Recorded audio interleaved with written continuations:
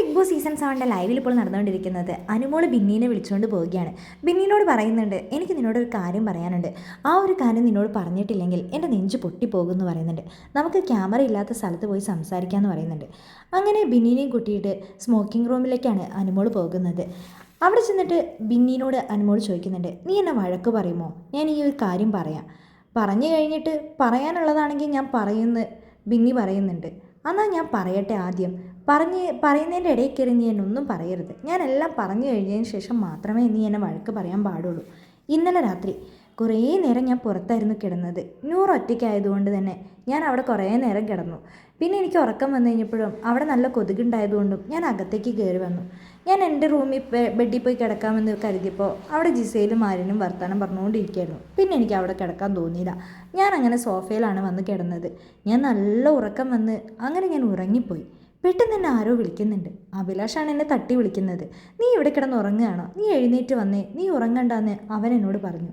അങ്ങനെ അവൻ എന്നെയും കൂട്ടിക്കൊണ്ട് കിച്ചണിലേക്കാണ് പോയത്. ഞങ്ങൾക്കെല്ലാവർക്കും കാപ്പി ഇട്ട് തരുമെന്ന് ചോദിച്ചു. ആ സമയത്ത് ഒനിലേട്ടൻ, അഭിലാഷ്, സാബുമാൻ, ജിഷിൻ ചേട്ടൻ, ഷാനവാസിക്ക, അക്ബറിക്ക എല്ലാവരും തന്നെ ഉണ്ടായിരുന്നു. അവർ പറഞ്ഞു, മെയിൻ ക്യാപ്റ്റൻ പറയുന്നത് അനുമോൾ കേൾക്കണം. മെയിൻ ക്യാപ്റ്റനാണ് ഇവിടെ എല്ലാ കാര്യങ്ങളും തീരുമാനിക്കുന്നത്. ആദ്യം ഞാൻ സമ്മതിക്കില്ല എന്ന് തന്നെ പറഞ്ഞു. പിന്നെയും അവർ നിർബന്ധിച്ച് കഴിഞ്ഞപ്പോൾ ഞാൻ പറഞ്ഞു, എൻ്റെ അടുത്ത് കോഫി പൗഡർ ഇല്ല, അത് ബിന്നീൻ്റെ കയ്യിലാണ് ഉള്ളതെന്ന്. അന്ന് പോയി ബിന്നീൻ്റെ കയ്യിൽ നിന്ന് വാങ്ങിക്കൊണ്ട് വരാൻ എന്നോട് ഒന്നിച്ചേട്ടൻ പറഞ്ഞു. അങ്ങനെ ഞാൻ ഒളിപ്പിച്ച് വെച്ച സ്ഥലത്തു നിന്നും കോഫി പൗഡർ എടുത്തു. അപ്പോൾ അത് കണ്ടില്ലെന്ന് ബിന്നി ചോദിക്കുന്നുണ്ട്. അവരത് കണ്ടു എന്ന് അനുമോൾ പറയുന്നുണ്ട്. പക്ഷേ ആ കോഫി പൗഡറിനകത്ത് കുറേ കോഫി പൗഡറൊന്നും ഉണ്ടായിരുന്നില്ല.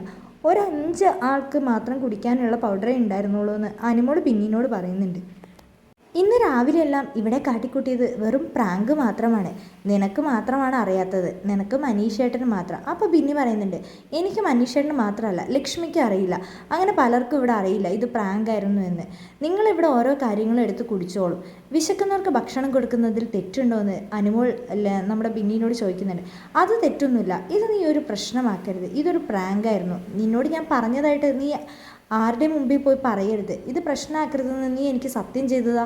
നമ്മുടെ അനുമോളൊന്ന് പിച്ച് എന്തോ ചെയ്യുന്നുണ്ടെന്ന് തോന്നുന്നു. ആ സ്മോക്കിംഗ് ഏരിയ ആയതും കൊണ്ട് അനുമോൾ ആന്ന് പറയുന്നുണ്ട്. എന്താ ചെയ്തതെന്ന് നമുക്ക് അറിയാൻ പറ്റുന്നില്ല. പിന്നെ അവർ പുറത്തേക്ക് വരുമ്പോഴാണ്, എന്നിട്ട് അനുമോൾ പറയുന്നുണ്ട് ബിന്നിനോട്, നീ ഇതൊന്നും പറയരുത്, വലിയ വിഷയമാക്കരുത്, ഇതൊരു പ്രാങ്കാണ്. ഇവിടെ രാവിലെ അതേപോലെ ജിഷൻ ചേട്ടനും അതേപോലെ തന്നെ നമ്മുടെ അഭിലാഷും കാണിച്ചത് വെറും പ്രാങ്കായിരുന്നു. എന്താണെങ്കിലും എനിക്ക് കോഫി കിട്ടിയില്ല എന്ന് ബിന്നി പറയുന്നുണ്ട്.